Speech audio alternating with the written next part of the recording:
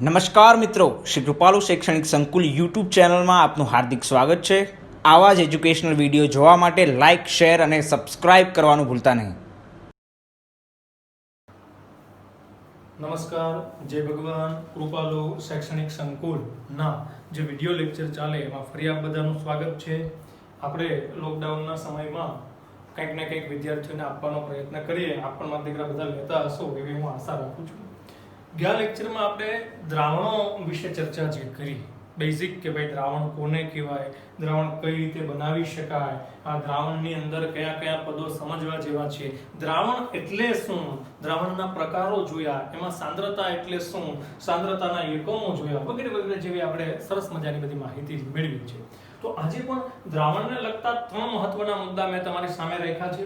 પહેલું ઘનની પ્રવાહીમાં દ્રાવ્યતા આપણે શીખવાના છે, પછી પ્રવાહીની પ્રવાહીમાં દ્રાવ્યતા શીખવાના છે અને વાયુની પ્રવાહીમાં દ્રાવ્યતા શીખવાના છે। પણ થોડો ટોપિક લાંબો છે, પણ આની સમજ છે ને એ બહુ જરૂરી છે। આ આપણે સમજશું તો તમને દ્રાવણોના કોન્સેપ્ટ ભણવાની મજા આવશે। હવે દ્રાવણોમાં હવે એવું ભણવાનું છે કે જે તમને સીધું નહીં સમજાય, એના માટે તમને દ્રાવણનો કોન્સેપ્ટ ક્લિયર હોવો જોઈએ। મતલબ કે દ્રાવણ શું છે, કઈ કઈ બાબતો એમાં મહત્વની છે, એ મહત્વની બાબતો જ્યારે તમે સમજી લેશો તો પછી એમાં રાઉલ્ટના નિયમ ને હેનરીના નિયમ ને અલગ અલગ નિયમો છે, આદર્શ દ્રાવણ એટલે શું, બિનઆદર્શ દ્રાવણ એટલે શું, આવી બધી પર્યાયો જે છે, આવી બધી ઘટનાઓ છે, એને સમજવામાં તમને સરળતા રહેશે। એટલે આગળના જે મહત્વના મુદ્દાઓ છે, મહત્વના સિદ્ધાંતો છે દ્રાવણના, એ બધા દ્રાવણના સિદ્ધાંતો અને મુદ્દાઓને સમજવા માટે પહેલા આપણે સમજવી પડશે આ ઘટનાઓ। એટલે સરસ મજાનો ટોપિક આપણે શરૂ કરીએ, આપ મારા દીકરા ધ્યાનથી સાંભળજો।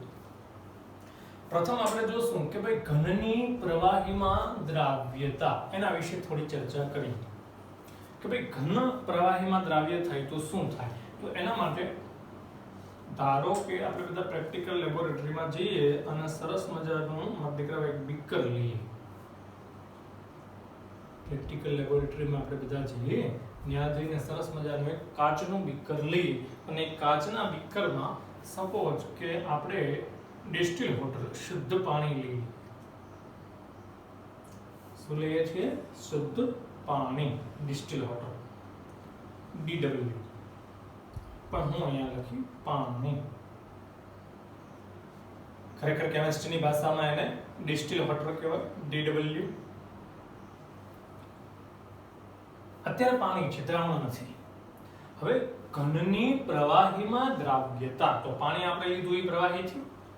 હવે એમાં કોઈ ઘન દ્રાવ્ય થાય તો ત્યારે શું થાય, આપણે એને ઝૂમ કરીને જોવાનું છે કે અંદર કેવી કેવી ઘટનાઓ થાય છે। બેઝિક આના વિશે વાત મેં તમને પ્રસ્તાવનામાં કરેલી છે, જ્યારે દ્રાવણની પ્રસ્તાવના ચાલી ત્યારે પણ આપણે થોડી આના વિશે ચર્ચા કરી હતી, પણ ફરી એકવાર આપણે જોઈએ, થોડું વિસ્તારથી જોઈએ। માનો કે અહીંયા આપણે પાણી લીધેલું છે એટલે પ્રવાહી આવી ગયું। હવે એમાં ઉપરથી કોઈ ઘન પદાર્થ આપણે ઉમેરીએ, ઘન પદાર્થ ઉમેરીએ, સપોઝ આપણે એમાં ઉમેરીએ છીએ NaCl, મીઠું આપણે એમાં ઉમેરીએ, NaCl ઉમેરીએ તો શું થશે? માનો કે આની અંદર મીઠું ઉમેરો, જો બે ત્રણ વાત છે, બહુ ડેપ્થની વાત છે, સરસ રીતે કહું છું એટલે મારા દીકરા બરાબર ધ્યાન રાખીને સાંભળજો। મીઠું જેવું તમે આમાં ઉમેરશો ને એટલે શું થશે, તો કે આપણો સામાન્ય અનુભવ શું કહે, તો કે સાહેબ આપણે મીઠાના જો 5 કણો નાખીએ અને પછી એમાં કોઈ સળીઓ નાખીને પાણીને હલાવીએ એટલે શું થાય, તો કે ધીમે ધીમે આ મીઠાના કણો એમાં ઓગળી જાય। મીઠાના કણો પાણીમાં જે ઓગળે છે ને, મીઠું પાણીમાં ઓગળે તેને દ્રાવ્ય થવાની ક્રિયા કહેવાય, તેને દ્રાવ્ય થવું કહેવાય કે ભાઈ મીઠું પાણીમાં દ્રાવ્ય થઈ ગયું છે। હવે ત્યારે શું થાય, દ્રાવ્ય થાય ત્યારે શું થાય, તો કે નરી આંખે આપણે બસ એટલું જોઈ શકીએ કે મીઠાના 5 કણો નાખ્યા, તમે એક સળિયો લઈને પછી દ્રાવણને આમાં અંદર હલાવશો એટલે શું થશે, તો કે મીઠાના કણો ધીમે ધીમે ધીમે ધીમે ધીમે ધીમે નાના થઈ જશે અને પછી ગાયબ થઈ જશે, એટલે કે દેખાતા બંધ થઈ જશે। આવું આપણને નરી આંખે દેખાય, પણ વાસ્તવમાં શું થાય તો એના વિશે જો આપણે ચર્ચા કરીએ કે જેવો તમે મીઠાનો કણ અંદર ઉમેરશો, સપોઝ કે આ એક મીઠાનો કણ છે, એક કણ છે, એક કણ છે, કલ્પના કરો। જેવું આપણે મીઠાનો કણ પાણીમાં ઉમેરશું એટલે ઘટના કેવી થશે, જે નથી દેખાતું ને એ મારા દીકરા હું તમને દેખાડવાનો પ્રયત્ન કરું છું।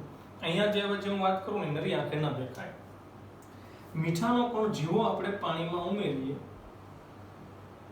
જો એમાં Na અને Cl બંને વચ્ચે ખાસ પ્રકારનો બંધ છે, આપણે બધા જાણીએ છીએ NaCl વચ્ચે આયોનિક બંધ છે, આયોનિક બંધ બહુ મજબૂત હોય એ પણ આપણે બધાને ખબર છે.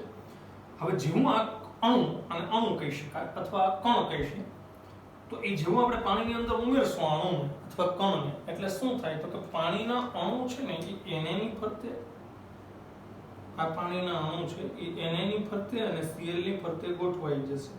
આ લગભગ કોન્સેપ્ટ આપણે બીજી વખત ભણીએ છીએ, આગળ 11મા ધોરણમાં પણ ભણી ગયા સંતુલન માટે. પાણીના અણુ Na ની ફરતે ગોઠવાઈ જશે, પાણીના અણુ Cl ની ફરતે ગોઠવાઈ જશે અને પાણીના અણુ શું કામ કરશે તો કે Cl ની ફરતે જે પાણીના અણુનું ઝુમખું છે ને Cl ને આ બાજુ ખેંચે, Na ની ફરતે જે પાણીના અણુનું ઝુમખું છે ને એને આ બાજુ ખેંચશે. એટલે બંને ઝુમખા છે ને પરસ્પર વિરુદ્ધ દિશામાં ખેંચાણ બળ લગાડશે ને ખેંચાણ બળને કારણે આ બંધ તૂટશે અને જેવો આ બંધ તૂટશે એટલે Na અને Cl અલગ પડી જશે. પછી આપણે લખીએ Na+ અને Cl-, આપણે એમ કહીએ આયનો છૂટા પડી ગયા અને Na અને Cl પાણીમાં જેવા છૂટા પડી જશે ને એટલે આ કોણ દેખાતો બંધ થઈ જશે. જ્યાં સુધી Na અને Cl ભેગા છે ને ત્યાં સુધી એની કંઈક સાઈઝ છે મોટી, એનું કદ મોટું છે એટલે આપણે એને નરી આંખે જોઈ શકીએ છીએ. પણ તમે એવી કલ્પના કરો કે અહીંયાથી Na અને Cl જેવો બંધ તૂટશે ને છૂટા પડશે એટલે આયનો છૂટા પડી જાય ને આયનો એટલા બધા નાના છે કે આપણે નરી આંખે દેખાતા નથી અને આપણે નરી આંખે જોઈ શકતા નથી એટલે આપણે એમ કહીએ છીએ મીઠું ઓગળી ગયું. આ દ્રાવ્ય થવાની ઘટના છે. હવે શું થયું, માનો કે તમે અહીંયા મીઠું નાખ્યું એટલે પાણીના અણુઓ ઝુમખાની જેમ એમની ફરતે ગોઠવાઈ ગયા અને પરસ્પર એને ખેંચાણ બળ લગાડ્યું જેને કારણે બંધ તૂટી ગયું. પણ થોડી વાર એવી કલ્પના કરો, માનો કે કોઈ XY પદાર્થ આપણે લઈએ અને એ XY પદાર્થને પાણીમાં ઉમેરી દઈએ અને એમની ફરતે XY ની ફરતે માનો કે પાણીના અણુ ગોઠવાઈ જાય, y ની ફરતે પણ પાણીના અણુ ગોઠવાય છે, x ની ફરતે પણ ગોઠવાય છે, x ની ફરતે y ની ફરતે જે પાણીના અણુ ગોઠવાના પરસ્પર વિરુદ્ધ દિશામાં તાકાત કરશે બંધને તોડવા માટે. પણ થોડીવાર એવી કલ્પના કરો કે જો આ બંધની મજબૂતાઈ અતિશય વધારે હોય તો પાણીના અણુ પરસ્પર વિરુદ્ધ દિશામાં ગમે એવું ખેંચાણ લગાડે તો પણ આ બંધ તૂટે નહીં. બંધ તૂટે નહીં તો પદાર્થ પાણીમાં ઓગળે નહીં, ઘન પદાર્થ પાણીમાં દ્રાવ્ય થાય નહીં. આપણે એમ કહીએ પદાર્થ અદ્રાવ્ય છે. આ સાર્વત્રિક સિદ્ધાંત છે, યુનિવર્સલ કોન્સેપ્ટ છે. It is the universal concept for a solubility. તો દ્રાવ્યતા માટેનો આ સાર્વત્રિક સિદ્ધાંત મધ્ય યાદ રાખવાનો. કોઈ પદાર્થ દ્રાવ્ય થાય ત્યારે ખાવું થાય. સેકન્ડ મુદ્દા ઉપર મારે તમને શું વાત કરવી છે, જોજો ધ્યાન રાખજો. અહીંયા શું થયું તો કે પાણીના અણુ ખેંચાણ બળ કર્યું જેને કારણે આ બંધ તૂટી ગયું. પાણીના અણુનું ખેંચાણ બળ બંધની મજબૂતાઈથી વધારે હતું એટલે પાણીના અણુના ખેંચાણ બળને કારણે બંધ તૂટ્યો એટલે આયનો છૂટા પડ્યા એટલે પદાર્થ ઓગળ્યો. અહીંયા શું થાય છે કે પાણીના અણુ ખેંચાણ લગાડે છે. સપોઝ આ રેતીનો કણ છે, વિકલ્પના કરીએ તો પાણીના અણુ છે એ એમની ફરતે ગોઠવાઈ જશે, પરસ્પર વિરુદ્ધ દિશામાં ખેંચાણ બળ લગાડશે પાણીના અણુ, જેને હાઇડ્રિક ફોર્સ કહેવાય. પણ થાય શું કે બંધ એટલો બધો મજબૂત છે કે પાણીના અણુ ગમે એટલું ખેંચાણ લગાડે ને તો બંધ તૂટતો નથી, ને બંધ તૂટતો નથી તો પદાર્થ પાણીમાં ઓગળશે નહીં. બસ આ વાત તમારે યાદ રાખવાની છે, આગળ ઉપરના સિદ્ધાંતોમાં આપણને કામ લાગશે. બીજી એક વાત મારે તમને એ કરવાની હતી કે જ્યારે ઘન પ્રવાહીમાં દ્રાવ્ય થાય, એક યાદ રાખો, નિયમ નથી, એક તારણ છે કે એ 90% જે પ્રક્રિયાઓ છે ને ઘન પ્રવાહીમાં દ્રાવ્ય થાય એટલે ઓગળે એમ, પણ આપણે પ્રોફેશનલ ભાષામાં લખશું દ્રાવ્ય થાય તે મોટા ભાગની ક્રિયાઓ ઉષ્મા શોષક છે. આવું મત દીકરા તમે યાદ રાખજો. વિડિયો સ્ટોપ કરી શક્ય હોય તો આ વાક્ય લખી લેજો, બહુ મહત્વનું છે. હજી હું કહું છું આ નિયમ નથી, તારણ છે. તો મેં શબ્દ વાપર્યો છે કે ઘન પ્રવાહીમાં દ્રાવ્ય થાય તે મોટા ભાગની ક્રિયા, બધીની મોટા ભાગની ક્રિયા ઉષ્મા શોષક છે. એટલે જનરલી કોઈ ઘન પદાર્થ પાણીની અંદર દ્રાવ્ય થતો હોય ને તો ઘનની પ્રવાહીમાં દ્રાવ્ય થવાની ક્રિયા ઉષ્મા શોષક છે. ઉષ્મા શોષક હોવાને કારણે ઉષ્મા મેળવવા ઈચ્છશે અને એવા સમયે જો તમે એને તાપમાન આપશો તો મજા આવી જશે, કારણ કે એને ઉષ્મા જોઈએ છે. કોને? તો ઘન પ્રવાહીમાં ઓગળે તે પ્રક્રિયા. અત્યારે આપણે એવું યાદ રાખીએ કે ઘન પ્રવાહીમાં ઓગળે છે એ એક ક્રિયા છે, એક ઘટના છે અને એ ઉષ્મા શોષક છે. મતલબ કે એને ઉષ્મા જોઈએ છે અને તમે એને પાછું ગરમ કરો, મતલબ કે તમે એને ઉષ્મા આપો તો એને અનુકૂળ આવી જશે. એને ઉષ્મા જોઈએ છે અને તમે પાછી એને આપો છો, જો એને અનુકૂળ આવશે ને એને અનુકૂળ આવશે એટલે પ્રક્રિયા જાજી બધી થશે, ઘણી બધી થશે. અને ઘણી બધી જો પ્રક્રિયા થાય તો શું થાય?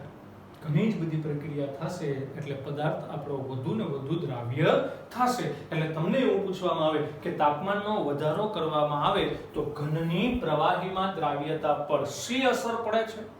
આ બધા વિચારી માટે કેજો મને શું થશે. એટલું યાદ રાખજો કે લસેકલના સિદ્ધાંત પ્રમાણે તમારે વિચારવાનું છે કે આ પ્રક્રિયા ઉષ્મા શોષક છે, તેમાં તાપમાનનો વધારો ફાયદાકારક છે. એટલે કે તાપમાન વધારશું તો ઘન વધુ ને વધુ પ્રવાહીમાં દ્રાવ્ય થશે. એટલે પ્રેક્ટિકલ લેબોરેટરીમાં પણ આપણે જુઓ કોઈ પદાર્થને દ્રાવ્ય કરવાનો હોય તો આપણે શું કરીએ તો કે ટેસ્ટ ટ્યુબમાં સરસ મજાનો પદાર્થ લઈએ અને પછી એમાં જે પણ પ્રવાહી લેવાનું હોય એ લઈએ અને પછી બને ત્યાં સુધી એને બર્નર ઉપર ચૂલા ઉપર ટેસ્ટ ટ્યુબને આપણે ગરમ કરવાનો પ્રયત્ન કરીએ. શું કામ? કારણ કે જેથી પદાર્થની દ્રાવ્યતા વધે. એટલે જનરલી એક એવું તારણ છે, એવો નિયમ નથી, બધા માટે ન કહી શકાય, પણ 95% પદાર્થો માટે એવું કહી શકાય કે ઘન પદાર્થ જ્યારે પ્રવાહીમાં ઓગળે છે ને ત્યારે તાપમાનનો વધારો એના માટે ફાયદાકારક છે. તાપમાન વધારતા ઘનની પ્રવાહીમાં દ્રાવ્યતા વધે છે. આમાં દીકરા યાદ રાખવાનું છે. ત્રીજો મુદ્દો આમાં શું તમારે યાદ રાખવાનો છે કે ભાઈ આ જે પાણી લીધું, જો કે એની ચર્ચા આપણે 11મા ધોરણમાં આગળ કરી ગયા છે, ફરી પાછું તમને કહું છું, આ તમે પાણી લીધું છે ને એને આપણે હવે દ્રાવણ થઈ ગયું, કારણ કે પાણી એટલું નથી, એમાં તમે મીઠું નાખી દીધા, 5 કણ ઓગળી ગયા, જો એટલે હવે એ દ્રાવણ છે. તો દ્રાવણની ભાષામાં પાણીને શું કહેશું આપણે? દ્રાવક. અને મીઠાને શું કહેશું? દ્રાવ્ય. હવે જે વાત કરું ને દીકરા બરાબર ધ્યાનથી સાંભળજો, કારણ કે રાઉટના નિયમમાં સીધો જ એનો ઉપયોગ છે. કોઈ પણ દ્રાવક હોય ને, દ્રાવક, જો અત્યારે આપણે લીધેલું છે પાણી, સપોઝ હું તમને અહીં પર લખી દઉં પાણી કેટલું લીધું છે, એમાં 1 લીટર. નિશ્ચિત કદનું આપણે દ્રાવક લીધું, એનું કદ નિશ્ચિત છે. 1 લીટર લઈ લીધું પછી લઈ લીધું ભાઈ, એમાં નથી હવે ઉમેરવાનું કે નથી એમાંથી બહાર કાઢવાનું. તો ઘણા નિશ્ચિત શું છે એ ખબર ન હોય. નિશ્ચિતનો મતલબ કે 1 લીટરમાં ફેરફાર નહીં થાય, નથી એમાં ઉમેરવાનું પાણી કે નથી એમાંથી બહાર કાઢવાનું. તો નિશ્ચિત કદનું ચોક્કસ જથ્થાનો મેં દ્રાવક લીધો. તમે મને દીકરા એ યાદ રાખજો કે ચોક્કસ જથ્થાનો કોઈ પણ દ્રાવક હોય ને એની દ્રાવ્યને ઓગાળવાની એક કેપેસિટી હોય. સમજો? નિશ્ચિત જથ્થાનો તમે જે દ્રાવક લીધો છે ને, હું 1 સેકન્ડ આઈ રિપીટ ઇટ, હું બોલું છું ફરી પાછો. દ્રાવક જે આપણે ચોક્કસ જથ્થાનો લીધો ને એની દ્રાવ્યને ઓગાળવાની એક કેપેસિટી હોય. સપોઝ ધારી લ્યો કે આપણે 1 લીટર પાણી લીધું છે ને એ 30 મીઠાના કણો ઓગાળી શકે. ધારી લ્યો 30 કણોને ઓગાળશે. હવે શું થશે તો કે તમે જેવા 30 કણ એની અંદર નાખશો, 5 નાખ્યા, પાછા 5 નાખો, પાછા 5 નાખો, પાછા 5 નાખો, પાછા 5 નાખો, પછી પાછા 5 નાખી દો, 30. એ 30 કણ નાખશો ને ત્યાં સુધી મીઠું એમાં ઓગળશે. અને પછી 30 કણ નાખશો ત્યાં સુધી મીઠું ઓગળી જશે, મીઠાના કણ તમને દેખાતા બંધ થઈ જશે. પણ 30 કણની ઉપર તમે પાછા 5 કણ નાખો, એટલે કે 35 કણ તમે એમાં નાખો તો એ 5 કણ પછી ઓગળે નહીં, ઈ ન ઓગળે. કારણ કે જ્યાં સુધી દ્રાવકની કેપેસિટી હતી ને ત્યાં સુધી દ્રાવ્ય તમે એમાં ઓગાળી દીધું છે. દ્રાવકની કેપેસિટી હતી ત્યાં સુધી દ્રાવ્ય તમે એમાં ઓગાળી નાખ્યું છે. હવે નહીં ઓગળે. હવે તમે 5 કણ વધારાના નાખ્યા છે, ઓગળશે નહીં, દ્રાવ્ય નહીં થાય. તો એમ ન કહેવાય કે પદાર્થ અદ્રાવ્ય છે, એવું નથી. પણ આપણો જે દ્રાવક લીધો ને એની કેપેસિટી પૂરી થઈ ગઈ દ્રાવ્યને ઓગાળવાની. આ સ્પષ્ટપણે એટલા માટે હું બોલું છું કે બુકમાં હું સ્પષ્ટ લખ્યું નથી અને બહેતરીન રીતે રાઉટના નિયમમાં એનો ઉપયોગ થાય છે. તો અહીંયા જે 1 લીટર પાણી હતું એની કેપેસિટી હતી 30 મીઠાના કણોને ઓગાળવાની. એની મીઠાના 30 કણોને ઓગાળી નાખ્યા છે. હવે ઉપરના જે આપણે વધારાના 5 કણ નાખ્યા એ ઓગળતા નથી. તો હવે આમાંથી શું શીખવાનું છે કે ભાઈ દ્રાવકની કેપેસિટી હતી ને ત્યાં સુધી દ્રાવ્ય તમે એમાં ઓગાળી દીધો છે, તો એવા દ્રાવણને સંતૃપ્ત દ્રાવણ કહેવાય. ધરાઈ ગયું દ્રાવક, ત્યાં સુધી દ્રાવ્ય પદાર્થ તમે એમાં ઓગાળ્યો, એની કેપેસિટી હતી, એમ તમારી કેપેસિટી હતી ત્યાં તમે ખાઈ લ્યો, પછી શું થાય? સંતૃપ્ત. એમ બરાબર. એટલે પાણીની કેપેસિટી હતી ત્યાં સુધી એમાં આપણે મીઠું ઓગાળી દીધું. 30 કણની એની કેપેસિટી હતી, આપણે 30 કણ ઓગાળી દીધા, એ સંતૃપ્ત થઈ ગયું, બાબાને સંતોષ થઈ ગયો. એટલે સંતોષી દ્રાવણ ના કહેવાય ને, પણ આપણે એના પરથી યાદ રાખ્યું એને સંતૃપ્ત દ્રાવણ કહેવાય. ઇંગ્લિશમાં કહેવાય ને સેચ્યુરેટેડ દ્રાવણ. કયું દ્રાવણ કહેવાય ને? સેચ્યુરેટેડ દ્રાવણ અથવા સંતૃપ્ત દ્રાવણ. સંતૃપ્ત દ્રાવણ થઈ ગયા પછી હવે જો આપણે દ્રાવ્યના વધારાના જે 5 કણ નાખ્યા એમાં દીકરા ઓગળશે નહીં. પણ ત્યારે એક અજીબોગરીબ ઘટના જોવા મળશે. શું? તો હવે જે મીઠાના કણો પાણીમાં ઓગળી ગયા તો તમને દેખાતા ન હોય, છતાં માનો કે હું તમને દેખાડું. સપોઝ આ જે ટપકા કરું, આશા રાખો તમને વિડીયોમાં દેખાશે. આ ટપકાઓ શું છે? ઓગળી ગયેલું મીઠું, દ્રાવ્ય થઈ ગયેલું મીઠું, જે હકીકતમાં દેખાય નહીં છતાં પણ આપણે જોઈએ છીએ. માનો આ જે મીઠું છે એ કેવું છે? ઓગળ્યા વગરનું મીઠું. ઓગળ્યા વગરનું મીઠું ન કહેવાય, શું કહેવાય? અદ્રાવ્ય પદાર્થ અથવા અદ્રાવ્ય મીઠું. આ જે ઓગળી ગયેલું મીઠું છે દ્રાવ્ય મીઠું. હવે કેવું થશે કે જો પાણીની કેપેસિટી હતી 30 કણોને ઓગાળવાની, ત્યાં સુધી તમે એમાં મીઠું ઓગાળી નાખ્યું, છતાં પણ તમે વધારાના 5 કણો નાખ્યા છે, એટલે દ્રાવ્યના દ્રાવણમાં બે જથ્થા થયા.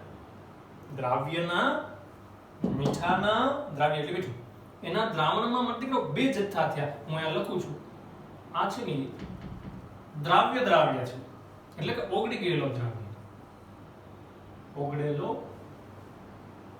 દ્રાવ્ય મીઠું છે. આ એ મીઠું જ છે પણ એ ઓગળ્યા વગરનું છે, માટે એને કહેવાય અદ્રાવ્ય દ્રાવ્ય. એવું લખી તમને થોડું અટપટું લાગશે એટલે હું લખી દઉં ઓગળ્યા વગરનો દ્રાવ્ય. સંતૃપ્ત દ્રાવણ થઈ જાય, દ્રાવકની કેપેસિટી હોય ત્યાં સુધી તમે એમાં દ્રાવ્ય પદાર્થ ઓગાળી નાખો, પછી વધારાનો જે તમે દ્રાવ્યનો જથ્થો નાખ્યો, હું હજી આંકડાકીય માહિતી આપું છું, તમારી પરીક્ષામાં નથી લખવાનું, સમજાવવા માટે હું કહું છું કે તમે 1 લીટર પાણીમાં 30 મીઠાના કણો ઓગાળી નાખ્યા, મીઠા પાણીની કેપેસિટી હતી 30 કણને ઓગાળવાની, તો એ ઓગળી ગયા. પછી વધારાના જે તમે 5 કણ નાખ્યા એ હવે ઓગળતા નથી. તો દ્રાવણની અંદર દ્રાવ્ય પદાર્થના બે જથ્થા જોવા મળશે, એક ઓગળી ગયેલું મીઠું અને એક ઓગળ્યા વગરનું મીઠું. બહુ સહેલું છે. હવે આ બે જથ્થાઓ છે ને એની વચ્ચે સંતુલન જોવા મળશે, જે તમને 11મા ધોરણમાં સંતુલનની અંદર આપેલું છે. કેવું સંતુલન? તો કે અહીંયા જે ઓગળી ગયેલું મીઠું છે ને, મારા દીકરા ધ્યાનથી સાંભળજો, છેલ્લી વાત છે. ઓગળી ગયેલું મીઠું છે ને એમાંથી 5 કણો છે ને ઓગળ્યા વગરના થાય, એટલે કે દ્રાવ્ય મીઠું છે ને અદ્રાવ્ય થાય. સપોઝ તો આમાંથી પાછા એટલા જ કણો દ્રાવ્ય થશે. ધારી લો કે અદ્રાવ્ય 5 કણો છે ને એમાંથી 2 કણો દ્રાવ્ય થાય, તો દ્રાવ્યમાંથી 2 કણો અદ્રાવ્ય થાય, એટલે આ તો 5 ના 5 જ રહે. અને આ પણ જેટલા ઓગળેલા હશે 30 ના 30 જ રહેશે. 30 માંથી 30 કણો દ્રાવ્ય છે, એમાંથી 2 કણ અદ્રાવ્ય થાય, તો 5 કણ જે અદ્રાવ્ય છે ને એમાંથી પાછા 2 કણ દ્રાવ્ય થઈ જાય. આવું સંતુલન જોવા મળશે. આ સંતૃપ્ત દ્રાવણમાં જ આવું સંતુલન જોવા મળે, એટલે આને સંતૃપ્ત દ્રાવણ કહી શકીએ. સંતૃપ્ત દ્રાવણમાં ઓગળેલો દ્રાવ્ય અને ઓગળ્યા વગરનો દ્રાવ્ય, પ્રોફેશનલ ભાષામાં એને એવું બોલાય કે દ્રાવ્ય થયેલો દ્રાવ્ય અને અદ્રાવ્ય દ્રાવ્યના જે બે જથ્થા જોવા મળે છે એમની વચ્ચે તમને ગતિશીલ સંતુલન જોવા મળશે. પણ કેવા દ્રાવણમાં જોવા મળશે? સંતૃપ્ત દ્રાવણમાં. હવે એનાથી થોડા આપણે આગળ જઈએ અને કોન્સેપ્ટ ઉપર. હવે જો આ છે ને, આ મુદ્દો હું તમને સાર્વત્રિક રીતે સમજાવું, બુકમાંથી ઘણા બધા પ્રશ્નો આની અંદર તમને સમજાઈ જશે. હા, હવે આમાં થોડા આપણે આગળ જઈએ. માનો કે આ સ્થિતિ છે પ્રેક્ટિકલ લેબોરેટરીમાં, આપણી પાસે સરસ મજાનું દ્રાવણ છે, એમાં 30 મીઠાના કણો ઓગળી ગયા, 5 ઓગળ્યા વગરના છે. ઓગળ્યા વગરના છે જે કણો અને ઓગળેલા જે કણો છે એમની વચ્ચે ગતિશીલ સંતુલન છે. સમજાય ને દીકરા? ગતિશીલ સંતુલનનો મતલબ શું? વાત બહુ સહેલી છે કે જે આ ઓગળેલા કણો છે એમાંથી 2 કણો ઓગળ્યા વગરના થાય, તો ઓગળ્યા વગરના જે 2 કણો છે ને એ પાછા ઓગળી જશે. એટલે કે દ્રાવ્ય કણોમાંથી 2 કણો અદ્રાવ્ય થાય ને, તો અદ્રાવ્યમાંથી 2 કણો પાછા દ્રાવ્ય થઈ જાય, એટલે બે જથ્થાઓ અચળ રહેશે. અચળ સ્થિતિને આપણે શું કહીએ? સંતુલન. એટલે અહીંયા દ્રાવ્ય અદ્રાવ્ય જથ્થા વચ્ચે સંતુલન જોવા મળશે. તમને એવું પરીક્ષામાં પૂછે, નીટમાં કે ગુજકેટમાં કે નીચેનામાંથી કયા દ્રાવણમાં દ્રાવ્ય અદ્રાવ્ય ગતિશીલ સંતુલન જોવા મળશે? થોડીક વાર તો આપણે એમ થઈ જાય કે શું પૂછી નાખ્યું, નીચેનામાંથી કેવા દ્રાવણમાં દ્રાવ્ય અદ્રાવ્ય ગતિશીલ સંતુલન જોવા મળશે? અત્યારે તમારે લખવું પડે સંતૃપ્ત દ્રાવણમાં. સરસ, આ સ્થિતિ છે. આશા રાખું કે તમને દીકરા સમજાણું હશે. અને હવે હું આમાં તમને એક પ્રશ્ન પૂછું. માનો કે પ્રેક્ટિકલ લેબોરેટરીમાં આપણી પાસે આ સ્થિતિમાં બીકર હોય, અહીંયા સુધી આપણે બધા પ્રેક્ટિકલ કરતા કરતા પહોંચી ગયા, અને હવે તમે આનું ટેમ્પરેચર થોડું વધારો, તો શું થાય? વિચારો કે આ સ્થિતિમાં હોય દ્રાવણ આપણી પાસે, અને એને આપણે બર્નર ઉપર મૂકીએ, ચૂલા ઉપર મૂકીએ અને થોડી ઉષ્મા જો એને આપીએ, તો શું થાય? એકવાર તો તમે એવું કહી દીધું કે સાહેબ પાણીની કેપેસિટી હતી ને ત્યાં સુધી દ્રાવ્ય પદાર્થ એમાં આપણે ઓગાળી નાખ્યો. પાણીની કેપેસિટી 30 કણોને ઓગાળવાની હતી, ત્યાં સુધી આપણે એમાં 30 કણો મીઠાના ઓગાળી નાખ્યા. હવે આ સ્થિતિ આપણી પાસે સંતૃપ્ત દ્રાવણ છે, અને હવે માય ક્વેશ્ચન ઇઝ ધેટ કે હવે જો એનું ટેમ્પરેચર આપણે વધારીએ તો મારે દીકરા થોડું વિચારો શું જોવા મળશે? કણો ઓગળશે, ઓગળ્યા વગરના કણો વધુ ઓગળશે. 30 કણો પહેલા એની કેપેસિટી હતી ત્યાં સુધી એમાં મીઠું ઓગળેલું જ છે, પણ હવે ટેમ્પરેચર વધારશું તો શું આ જે પાણી છે, દ્રાવક છે, એની દ્રાવ્યને ઓગાળવાની કેપેસિટી વધશે? ડેફિનેટલી હા. કારણ કે અહીંયા આપણે એવું લખેલું છે કે તાપમાન વધે ને, જનરલી ઘન પ્રવાહીમાં દ્રાવ્ય થાય ને તો મોટા ભાગની ક્રિયાઓ ઉષ્મા શોષક હોય, અને આનું તમે ટેમ્પરેચર વધારશો ને એટલે પહેલી વાત તો આ કે આ ક્રિયા ઉષ્મા શોષક છે, એટલે તમે ટેમ્પરેચર વધારશો એટલે એને ગમશે ને એને ગમશે એટલે એની એબિલિટી વધશે, એની કેપેસિટી વધશે. મતલબ કે જે તમારું પાણી છે જે 30 કણને ઓગાળી શકતું હતું એ 32 કણને ઓગાળશે અથવા 35 કણને ઓગાળવાની કેપેસિટી આવી જશે. આ પ્રક્રિયા કેવી છે? ઉષ્મા શોષણ. અને બીજું, તમે આનો ઉષ્મા આપો ને એટલે લ શટલ લેયરનો સિદ્ધાંત તો ખરો ને ખરો જ. ઉષ્મા શોષક પ્રક્રિયા હોવાના કારણે તાપમાનનો વધારો એના માટે ફાયદાકારક છે, તાપમાનનો વધારો ફાયદાકારક છે, જેના કારણે વધુ ને વધુ દ્રાવ્ય ઓગળશે. આ સિદ્ધાંત તો છે, પણ એમાં હજી પણ બીજો સિદ્ધાંત સમાયેલો છે. શું? બોલ્ટ્ઝમેનનો, મેક્સવેલનો. મતલબ તમે કલ્પના કરો કે જીવવાનું તમે ટેમ્પરેચર વધારશો ને એટલે પાણીના અણુઓની ગતિઓ વધશે, અને પાણીના અણુઓની ગતિઓ વધશે ને તો એ ગતિઓ વધવાને કારણે આપણે એવું શીખીએ કે તાપમાન વધે ને તો કણોની ગતિઓ વધે, કણોની ગતિઓ વધે તો કણો વચ્ચેનું આંતરાણવીય આકર્ષણ બળ ઘટશે. પણ અહીંયા તમારે નવું એ યાદ રાખવાનું છે કે આનું તાપમાન વધશે એટલે જ્યાં મીઠાના કણની ફરતે પાણીના અણુ ગોઠવાયેલા જે હોય અને પરસ્પર વિરુદ્ધ દિશામાં જે બળ લગાડે છે ને બળ વધી જશે. તાપમાન વધશે તો આ જે મીઠાના જે એને અને સીએલની ફરતે પાણીના જે ઝુમખા છે ને એનું જે પરસ્પર વિરુદ્ધ દિશાનું જે ખેંચાણ બળ લાગે છે ને વિરુદ્ધ દિશાનું ખેંચાણ બળ વધી જશે તાપમાન વધવાને કારણે. એટલે એ વધુ ને વધુ કણોને ઓગાળવા માટે કેપેબલ બની જશે. આમ તાપમાન વધવાને કારણે શું થશે તો કે પાણીની મીઠાને ઓગાળવાની કેપેસિટી વધશે. અને જેમ જેમ મીઠું વધુ ને વધુ આમાં ઓગળતું જશે, બોલો દ્રાવણની સાંદ્રતા શું થશે? વધતી જશે, ઘટતી જશે? વધતી જશે. કારણ કે જેમ જેમ મીઠું ઓગળતું જશે તેમ તેમ દ્રાવણની સાંદ્રતા વધતી જશે. મને યાદ આવી ગયું એટલે હજી હું વાત કરતો હોય, અહીંયા જે ઓગળેલું મીઠું છે ને એને દ્રાવણની સાંદ્રતા કહેવાય. આ ઓગળ્યા વગરનું મીઠું છે પાણી સાંદ્રતા ન કહેવાય, એ સાંદ્રતા ન આવે. આ પાછું બુકમાં ન લખ્યું હોય, આપણે કોમન બુદ્ધિ હોવી જોઈએ. અહીંયા જે ઓગળેલું મીઠું છે ને એને જ સાંદ્રતા કહેવાય, ઓગળ્યા વગરના મીઠાને સાંદ્રતા નહીં કહેવાય. હા, તમે ટેમ્પરેચર વધારી દો જેને કારણે આ 5 કણો ઓગળતા નતા એ પણ જો ઓગળી જાય તો એ પણ સાંદ્રતામાં આવી જશે. પણ વાતમાં દીકરા યાદ રાખશો કે ઓગળી ગયેલું મીઠું છે ને એ જ આપણા માટે સાંદ્રતા છે, ઓગળ્યા વગરનું મીઠું સાંદ્રતા નથી. તો હવે તમે ટેમ્પરેચર વધારશો તો આ 5 કણો હતા 31 થી 35, 30 કણો તો ઓલરેડી પહેલેથી ઓગળેલા છે, પણ હવે જે 5 કણો ઓગળ્યા વગરના પડ્યા હતા એ પણ ઓગળી જશે. એટલે એમ કહી શકીએ કે પાણીની મીઠાને ઓગાળવાની ક્ષમતા વધી ગઈ. મીઠાનો વધુ જથ્થો એની અંદર ઓગળ્યો તો દ્રાવણની સાંદ્રતા વધી, એવું કહી શકાય. આમ તાપમાન વધે તો દ્રાવણની સાંદ્રતા વધે અથવા દ્રાવક એટલે કે પાણીની દ્રાવ્યને ઓગાળવાની ક્ષમતા વધે. અથવા એમ પણ કહી શકાય તાપમાન વધે તો દ્રાવ્ય પદાર્થ વધુ ને વધુ દ્રાવ્ય થાય. તો આમ કોઈ દ્રાવણ બને ત્યારે તાપમાન ખૂબ મહત્વનું છે. બીજી વાત કરીએ દબાણ. તમને એમ થાય કે સાહેબ દ્રાવણ બનતું હોય ઘન પ્રવાહીમાં ઓગળતો હોય તો શું દબાણ મહત્વનું છે? જરા વિચારો તમે કે તમે બે સ્થિતિ લીધેલી છે, કઈ? ઘન ને પ્રવાહી. તમારું દ્રાવક પ્રવાહી છે, દ્રાવ્ય મીઠું છે, મીઠું એટલે ઘન, એટલે જોયું મીઠું બધાય ઘન જ હોય. મીઠું ઘન અને પાણી પ્રવાહી. આ બે અવસ્થા એવી છે ઘન ને પ્રવાહી. આપણે સેમેસ્ટર 2 ની અંદર શીખી ગયા 11મા ધોરણમાં કે ઘન અને પ્રવાહી બે અવસ્થાઓ એવી છે કે એના ઉપર દબાણની અસર થતી નથી. તો પછી અહીંયા દબાણ મહત્વનું રહેશે નહીં. બસ એટલું જ લખવાનું. ઘન જ્યારે પ્રવાહીમાં ઓગળીને દ્રાવ્ય થઈને દ્રાવણ બનાવે છે, ઘન પદાર્થ પ્રવાહીમાં ઓગળી અને દ્રાવણ બનાવે છે તો ત્યારે ઘન અને પ્રવાહી બંને અવસ્થાઓ એવી છે કે બંને અવસ્થા ઉપર કોઈ દબાણની અસર થતી નથી. અને દબાણની અસર થતી નથી એટલે અહીંયા ઘન ને પ્રવાહી બે અવસ્થાઓ દબાણથી થોડી સ્વતંત્ર છે. એટલે અહીંયા જ્યારે ઘન પ્રવાહીમાં ઓગળે છે તો દબાણ કઈ મહત્વનું રહેશે નહીં, તાપમાન મહત્વનું રહેશે ડેફિનેટલી. સરસ. તો આ વાત થઈ ઘનની પ્રવાહીમાં દ્રાવ્યતા વિશે. તો આપણે તાપમાનની અસર જોઈ, દબાણની પણ અસર જોઈ, અને હવે બીજામાં કોઈ નાના મોટા તમને એમ થાય કે સાહેબ આપણે ઉદ્દીપક નાખીએ તો અહીંયા ઉદ્દીપક એટલો બધો કોઈ મહત્વનો રહેશે નહીં. હા, એટલે એના વિશે કંઈ વિચારવું નહીં. વિશેષ કંઈ પ્રશ્ન હોય તો આપણે જ્યારે લાઈવ લેક્ચર શરૂ થશે રૂબરૂ આમને સામે ત્યારે કંઈ સવાલ હોય મારા દીકરા પૂછજો. પણ હું આશા રાખું કે આ ટોપિકને તમે બરાબર સમજી લો, બે વખત વિડીયો જોઈ લેશો ને એટલે લગભગ તમારો કોન્સેપ્ટ એમાં ક્લિયર થઈ જશે. તમારે એક વાત ખાસ યાદ રાખવાની છે કે ઓગળ્યા વગરની ખાંડ છે એ સાંદ્રતામાં નહીં આવે, ઓગળી ગયેલી ખાંડ છે સાંદ્રતામાં આવશે. એના ઉપરથી મારા દીકરો તમને દાખલા પૂછશે. દાખલાની અંદર તમને કોન્સેપ્ટ પૂછવા વાળાને બધી ખબર છે કે ક્યાં તમે મિસ્ટેક કરી શકો. એટલે બહુ સરસ રીતે પૂછે એટલે તમારે યાદ રાખવાનું છે. બુકમાં તમને ડાયરેક્ટ લખેલું જોવા નહીં મળે.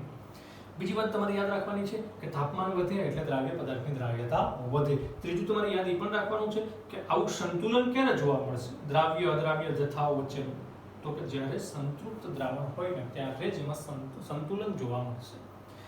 દ્રાવ્ય કણોમાંથી 2 કણો અદ્રાવ્ય થાય તો અદ્રાવ્યમાંથી 2 કણો પાછા એમાં દ્રાવ્ય થઈ જાય. એટલે આવું સંતુલન સંતૃપ્ત દ્રાવણમાં જોવા મળશે. સંતૃપ્ત દ્રાવણ કોને કહેવાય? તો કે દ્રાવકની કેપેસિટી હોય ને ત્યાં સુધી તમે એમાં કોઈ દ્રાવ્ય ઉગાડી નાખો એને કહેવાય સંતૃપ્ત દ્રાવણ.